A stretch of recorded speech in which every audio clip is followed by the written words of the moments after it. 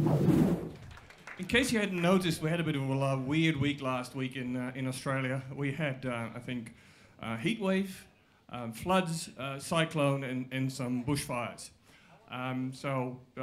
Disasters happen. So how can we use modern technology and social media to deal with that better? We all know people are twittering, Facebooking, writing blogs, using YouTube to share information right there and then about the Victorian bushfires, Haiti earthquakes, and protests in Cairo as we speak.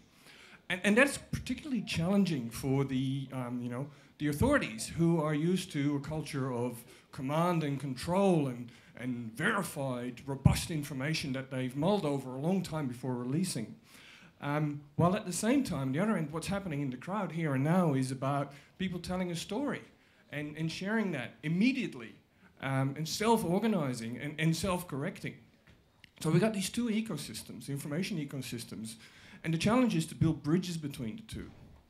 And on the one hand, it's that making sure that information gets to the community from the agencies by using social media to broadcast. But more importantly, there's also information that gets collected, what Andrew was talking about, making it harvestable so that the emergency services can use it. So it's already happening. I mean, the Rural Fire Service is using Twitter to get information out to the community about alerts, about warnings. And it's still a classic broadcast model, but at least they're using new technology.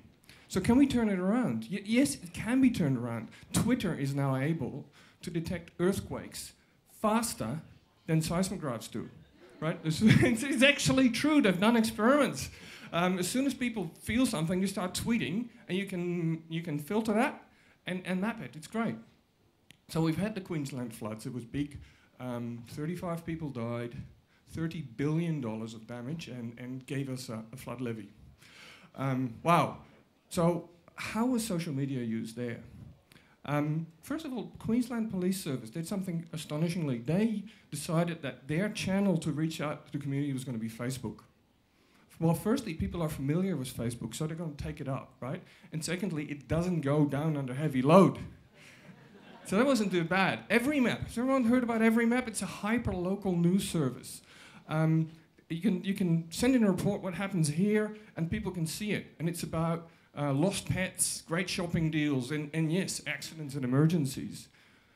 This one's my favorite. It's awesome in its simplicity. People need a place to stay because they've lost their homes. Other people have a spare room. Just bring them together. It works. 700 beds still up for offer in Queensland for free. The ABC, the list goes on, built this Queensland flood crisis map. Again, hyper-local reporting.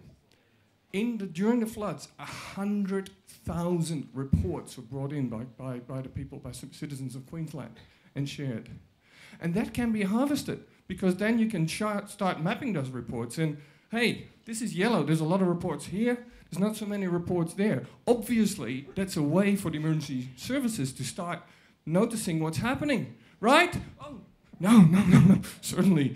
Oh, no, because, there could be hoaxes. And people might start rumors, and there'll be panic, and people might die. Terrible. No, but we gotta have a commission. Think about it. Get back to reality. This is happening. We've seen it's happening now. This train is leaving the station, and the authorities had better get on board. So, at least with all the floods and cyclones, there's so much water out there. This year we don't have to worry about bushfires, right? Wrong. We saw it in Perth earlier this week. One man, an angle grider, and 70 homes lost. So this is why a bunch of volunteers, including Daniela, hi Daniela, launched Bushfire Connect, another hyper-local news service, particularly for sharing bushfire information between the communities. And it works really, really simple. You see something, fire, smoke, you send an SMS to Bushfire Connect. It maps it and sends me an alert and go, oh, there's a fire there. All within the space of a couple of minutes.